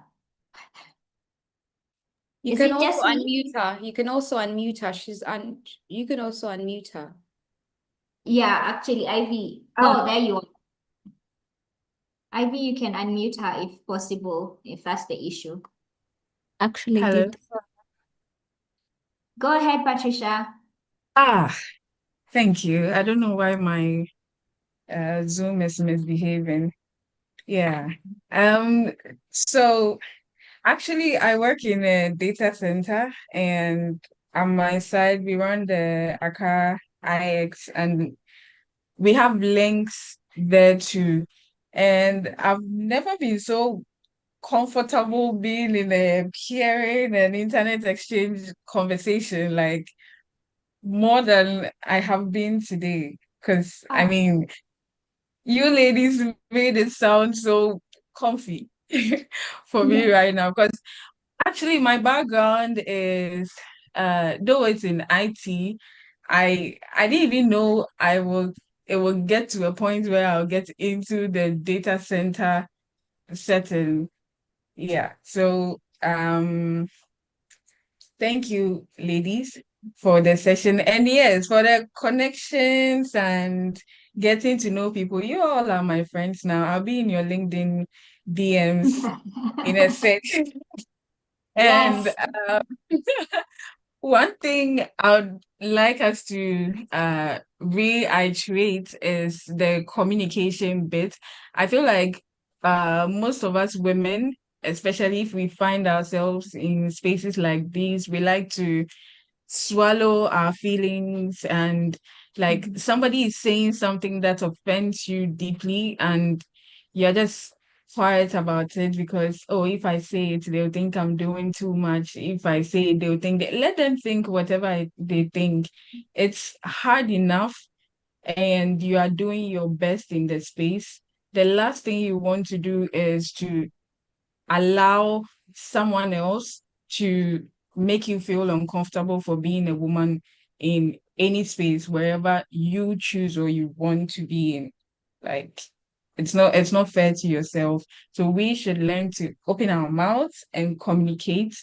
Like in my office, my guys, they understand, they know me. You cannot do that and walk away. It is not going to happen. You will hear it. So we have to, like, it all forms part of the self-advocacy that Yeah. we've been talking about so much. And my main issue is with the balancing thing, because with my job now, I run shifts, and today I'm supposed to be off, but I've already been in 2 meetings already, and I have an assignment, I have stuff I have to work on, and I'm doing cybersecurity, content creation. At job too, I'm doing cybersecurity aside the DC operation stuff. So it's like my my work has kind of penetrated into my life. So it's very hard to separate the two. So I don't know if any of you have been in that situation before, or you've done any shift job before that drained you or something. So if you can give me any ideas. And if you have any other data center women that you can link me up with, I'll be glad to get to know them. Yeah. Thank you all. Thank you, Patricia. Esther, would you like to answer her question? I Yeah, saw you of course. nodding. Yes. With regards to the shift work, I did shift work for many, many years, and it is very difficult to balance because the time where you should be sleeping and relaxing is the time that you've got to do your everyday bits and pieces. You're washing, you're shopping, you're relaxing, any studying you've got to do. But I think as you start to, once you've finished your cybersecurity course, once you start to finish bits off, then you should be able to start to claim some of your personal time back. So sometimes I think it is difficult to try and complete everything. But if things have got quite a short shelf like if you're doing a course and it's for 6 weeks, or you're doing a project and it's for 2 weeks, then you can sometimes manage that overlap, but you can't sustain that indefinitely. So if these are things that you're doing for short periods of time, then you may just have to sacrifice some of your personal time. But then once those are finished, don't let that time seep back into work time. Keep that time separate for yourself. So that would be my main advice. And I'm glad to hear that you're enjoying Links being in Ghana. And I'll find out if I've got any contacts there that I can link you up with, and look forward to speaking to you on LinkedIn. Awesome. Thank you. We have a question from Rukia. Feel free to unmute, Rukia, or we can unmute for you. Go ahead. Thank you so much, Patricia. Thank you, Barbara. Thank you, everyone else. I'm really happy and overjoyed to see familiar faces. Izzy, we go back. I just want to say I'm really, really proud of you, Izzy, and for how far you've come.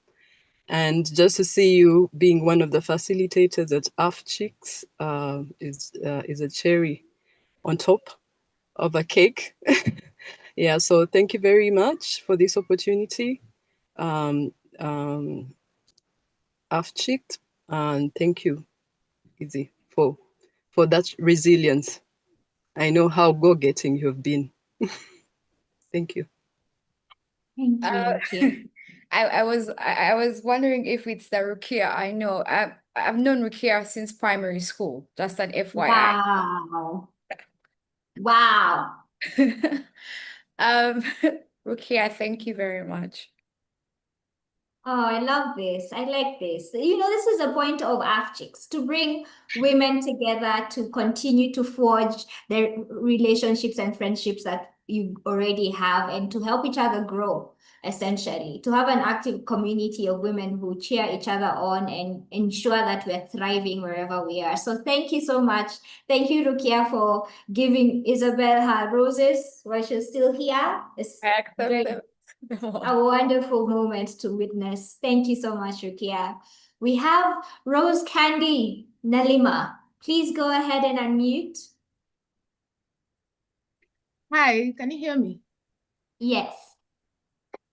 So, thank you for having me and the rest of the ladies. And my question is not it's not really technical, like work related, like that. But I am on my last leg of university. I'll be graduating soon, and as a lady who is a student of IT, I am no stranger to being the only woman in the room, or rather one of the few ladies in the room. And I usually find it so difficult to deal with men because of just how they behave with women. And I'm wondering, when I transition into the world of work and having to work with them, how exactly should I handle them, especially when I feel tried? Because I'm one of those people who might find myself having to just go off on somebody, and I know that is very unprofessional.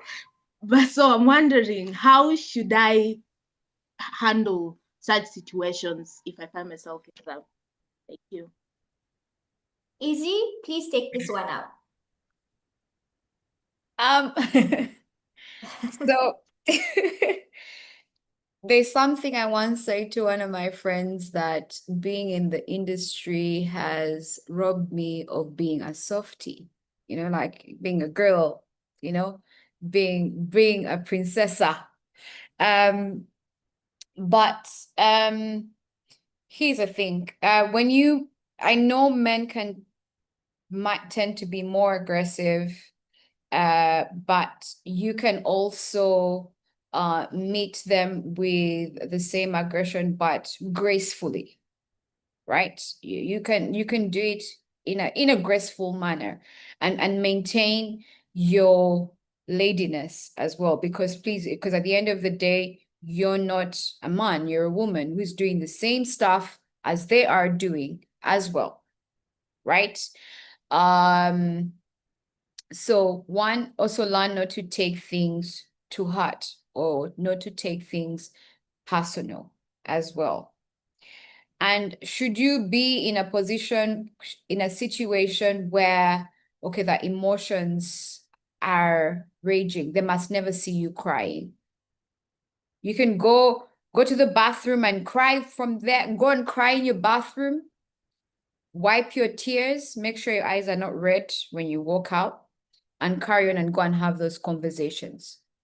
And also, I know human beings, or I could say men, appreciate candid conversations. I personally appreciate candid conversations. Don't sugarcoat things. And don't be afraid to call them out, because I'm sure they will do the same to you, or or on you as well.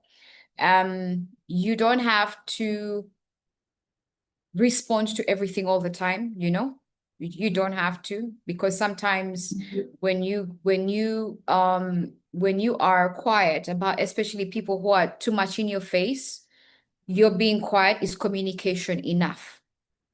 So yeah, so don't try to take things so personal. But if you are in a situation, yes, because we are women and we do get in situations where the emotions come, maybe you're PMSing, and I mean, like anything and everything during that time of the month makes you feel a certain way. Never let them see that part of you come out. You can go and complain to your friends, who care about you, that is. Complain to your family and cry there, then come back to work and stand out like nothing ever happened. And also try to get a no complaining, is it a no complaining attitude?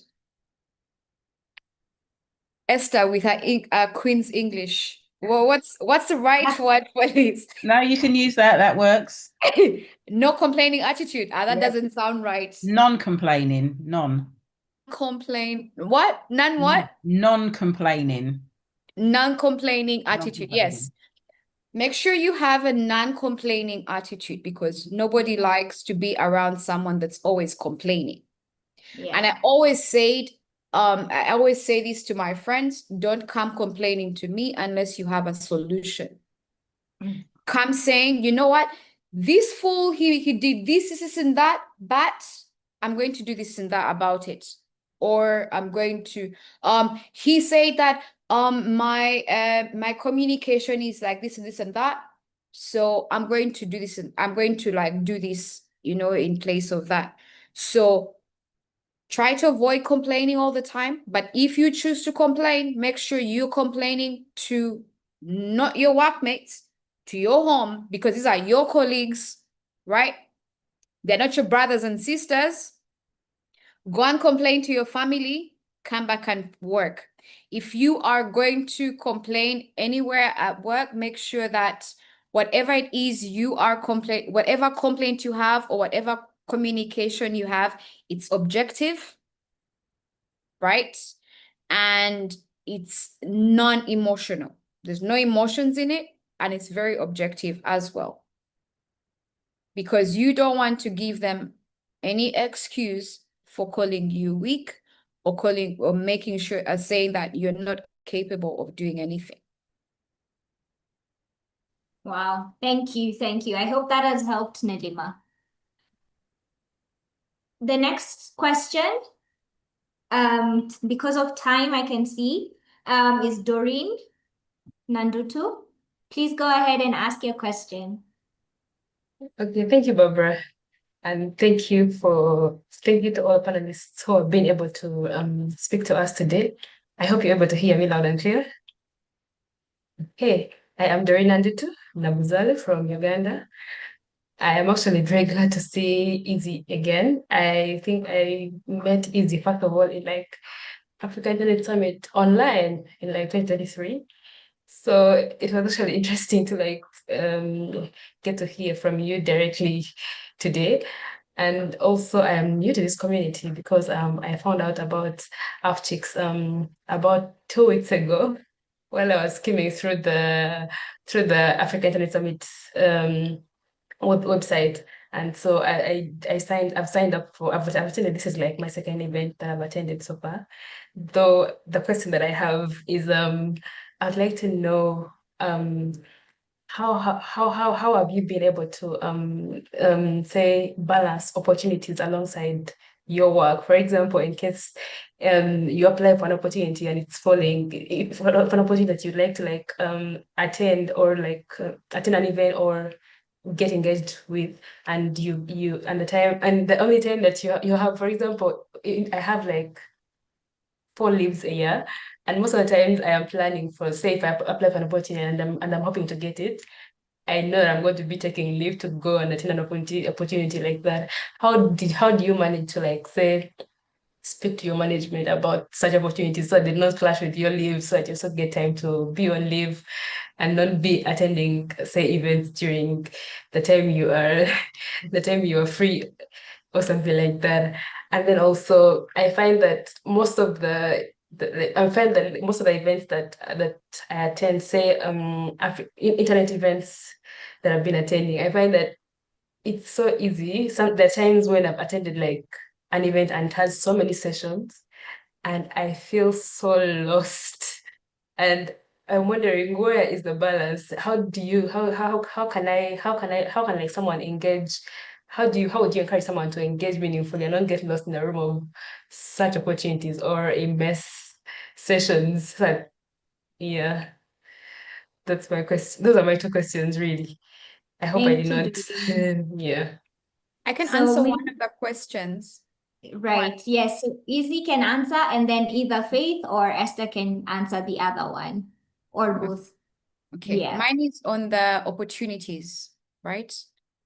Doreen, if these opportunities will enhance your work, will enhance your performance at work, managers are always happy to accept for you to go, especially if they're not the one, if the company isn't paying, because sometimes, you can apply for a specific training at work and it's rejected because of budgets, right? We don't have the budget to send you for that training or for that fellowship. So if you can make a motivation for it, I used to do that in the past. So, and also it's always good to let your managers know what your interests are as well. And it's always good for them to know what you're doing within the community or within the industry besides your day-to-day job. So my managers have always known my interests in the community, and the advantage is all these interests have played a role in my performance at work as well. So whenever there was an opportunity that I would apply for, and it plays an impactful role in my current day-to-day, they were always happy to have me participate, right, and provide the time. Because I'm very sure in your application, you also these opportunities that you always get in your application, they always ask how impactful is the opportunity going to be to your current role, right? They ask that all the time, majority of the times. And you give them, you explain it to them, you always tell them.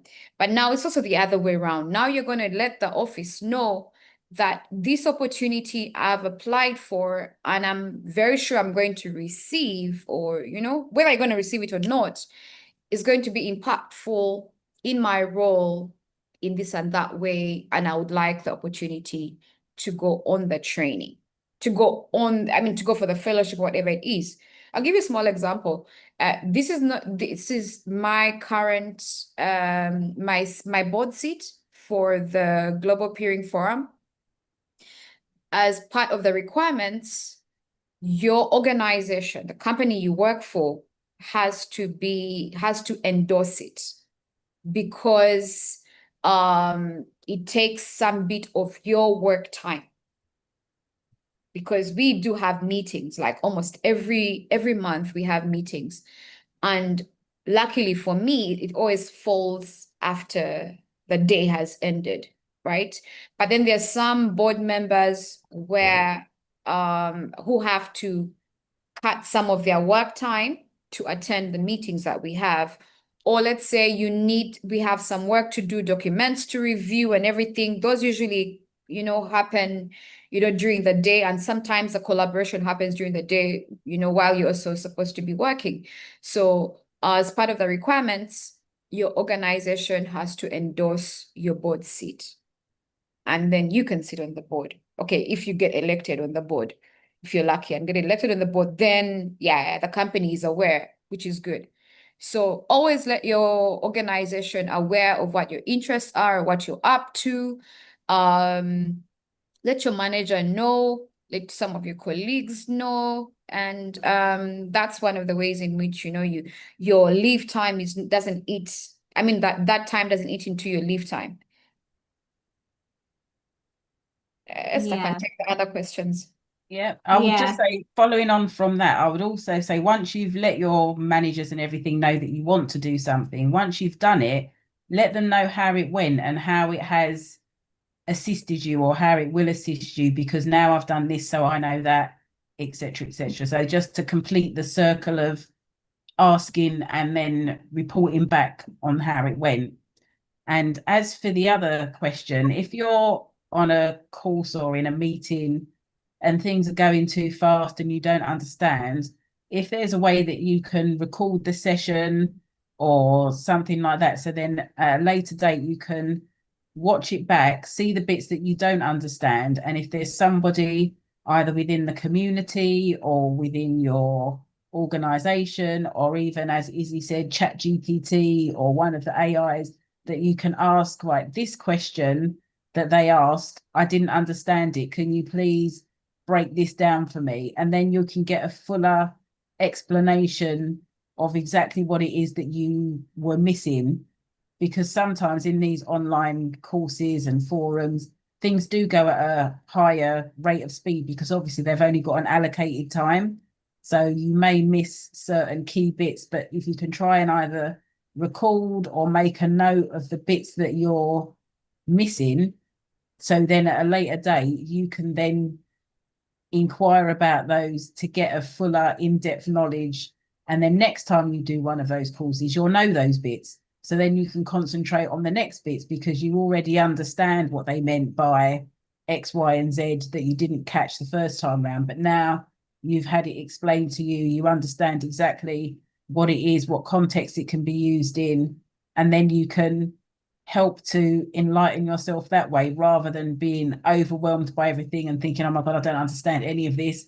And then the 45-minute course is finished or the hour online tutorial's over and you've just sat there for 90% of it thinking, I've missed it, I don't understand it, I didn't get the first bit that they said. Just take it in sections, grasp the bits that you can grasp, make notes of the bits that you don't, and then just educate yourself, ask your community, ask your colleagues, ask anyone who would know to explain it to you in a way that you can understand. And then that way it's easier to learn things without the pressure of the environment that you're in at that time.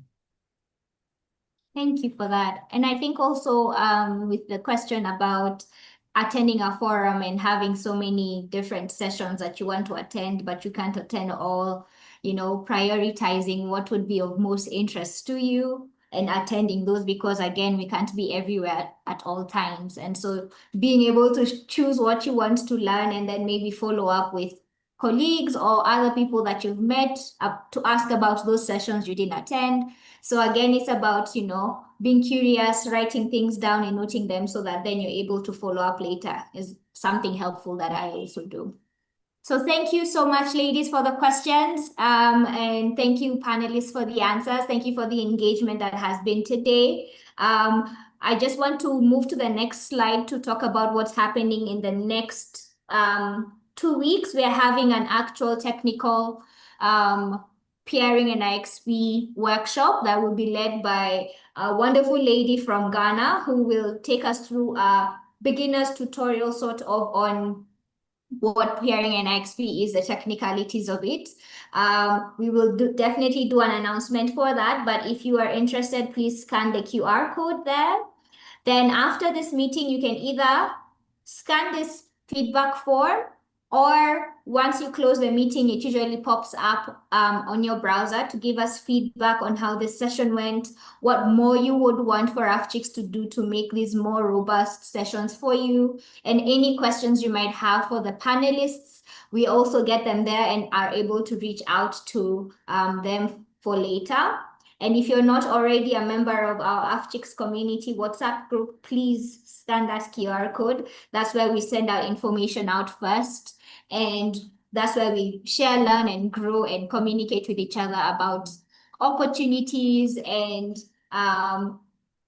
the different workshops that we're doing. We're keeping the loop going. We're creating that safe space for all of us to be able to interact with each other and grow. So please take a scan of whichever item you're interested in. And also we will be sending a follow-up email after this session so that then you'd be able to also get these links if you don't get them now, together with the recording and these resources that were shared in the chat by our panelists. So again, thank you so very much, everyone. Thank you, Esther. Thank you, Izzy. And thank you, Faith.